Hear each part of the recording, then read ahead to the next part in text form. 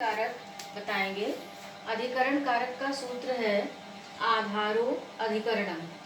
आधारो अधिकरणम का अर्थ है आधार को ही अधिकरण कहा जाता है। किसी भी वस्तु का, व्यक्ति का जो आधार होता है वो अधिकरण कारक होता है। जैसे वृक्षे खगाः कूजन्ते, पक्षी कहाँ पर हैं? वृक्ष पर। तो वृक्ष जो है वो आधार है, इसलिए ये अधिकरण कारक है। और अधिकरण कारक में सप्तमी विभक्ति का प्रयोग होता है, इसलिए यहाँ पर वृक्षे है। वृक्षेः खगाः कूजन्ति। इसी तरह से गंगायाम मीनाः तरन्ति। मीनाः मछलियाँ कहाँ तैरती हैं? गंगा में। तो गंगा जो है वो आधार है और आधार होने के कारण अधिकरण कारक है, और अधिकरण कारक होने के कारण इसमें सप्तमी विभक्ति है। गंगायाम मीनाः तरन्ति।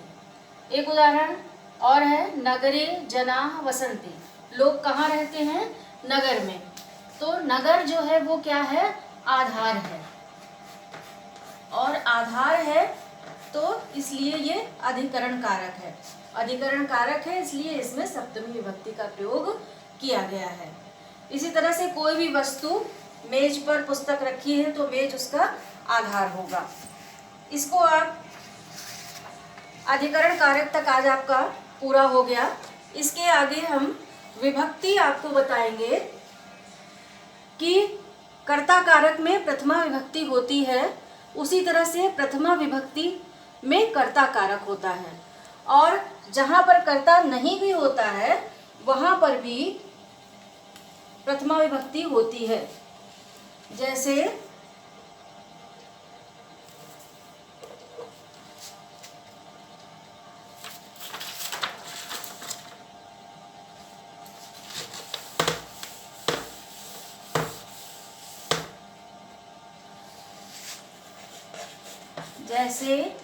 अयम बालकः। अयम बालकः। अब यहाँ पर बालक कोई कार्य नहीं कर रहा है, कर्ता नहीं है, फिर भी यहाँ पर प्रथमा विभक्ति का प्रयोग किया गया है। अयम बालकः अस्ति, यह बालक है। तो ये आवश्यक नहीं है कि प्रथमा विभक्ति जहाँ पर होगी वहाँ कारक अवश्य होगा। कारक, कर्ता कारक जहाँ होगा वहाँ प्रथमा विभक्ति जरूर होगी, लेकिन ये आवश्यक नहीं है कि जहाँ पर प्रथमा विभक्ति हो वहाँ पर कर्ता कारक हो ही। इसका उदाहरण आपने यहाँ पर देख लिया। इदं पुस्तकम अस्ति। इदं पुस्तकम अस्ति। इदं पुस्तकम अस्ति। अब यहाँ पर देखिए, पुस्तक में प्रथमा विभक्ति है, इदम में प्रथमा विभक्ति है, लेकिन यहाँ पर कर्ता कारक नहीं है क्योंकि यहाँ पर कोई कार्य नहीं हो रहा है। लेकिन यहाँ पर प्रथमा विभक्ति है, फिर भी इसमें कर्ता कारक नहीं है। इस तरह से आप कर्ता कारक और प्रथमा विभक्ति को जोड़ करके उदाहरण के द्वारा अच्छे से समझ लें। इसके बाद है द्वितीय विभक्ति। द्वितीय विभक्ति कर्म कारक में होती है। कर्म कारक जहाँ होगा वहाँ द्वितीय विभक्ति अवश्य होगी, लेकिन ये आवश्यक नहीं है कि जहाँ जहाँ द्वितीय विभक्ति होगी वहाँ कर्म कारक होगा ही। इसको उदाहरण से आप समझ सकते हैं कि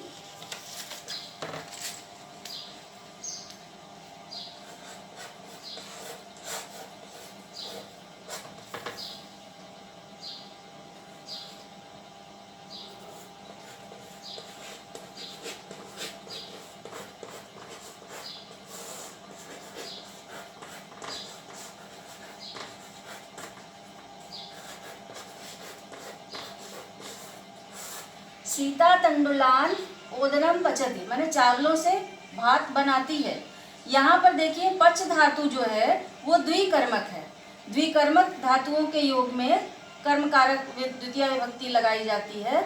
यहाँ पे पच धातु जो है वो द्विकर्मक है, इसके दो कर्म हैं, एक तंडुल है और दूसरा ओदनम, माने वो भात पकाती है। किससे पकाती है? चावल से। इन दोनों में ही दो कर्म कारक है, और कर्म कारक है इसलिए द्वितीय विभक्ति है। तो पच धातु, याच धातु, रुध धातु, दुह धातु, इस तरह से 16 धातुएं हैं जो द्विकर्मक कही जाती हैं, और इन सब में द्वितीय विभक्ति का प्रयोग किया जाता है। इसी तरह से द्वितीय विभक्ति और कई जगहों पर होती है। उदाहरण से आप समझ लीजिए, जैसे रामम विना सह न गच्छति, राम के बिना वह नहीं जाता।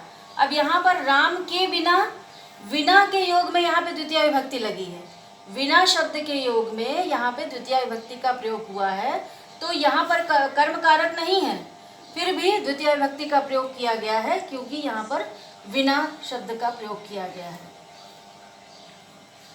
इसके अलावा यदि शी धातु, आस धातु और स्था धातु, इनके पहले यदि अधि उपसर्ग लगा होगा तो भी द्वितीय विभक्ति का प्रयोग होगा। जैसे रामम शय्या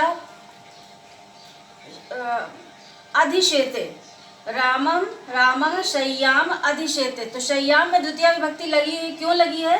क्योंकि शी के पहले अधि उपसर्ग लगा हुआ है। वैसे राम शय्या पर सोता है तो सप्तमी विभक्ति लगनी चाहिए।